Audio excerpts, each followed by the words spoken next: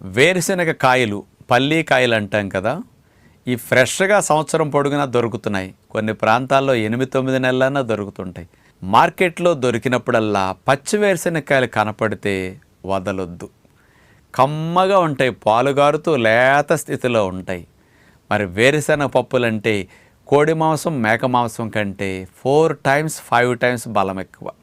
పచ్చివైతే 4 రెట్లు బలం ఎక్కువ, ఎండు పల్లీలు అయితే 5 times బలం ఎక్కువ.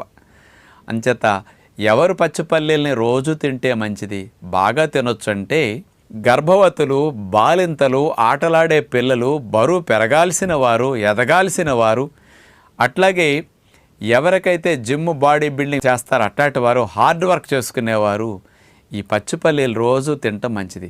నేను 35-40 సంవత్సరాల నుంచి పచ్చి పల్లీ కనపడితే మార్కెట్లో వదలను.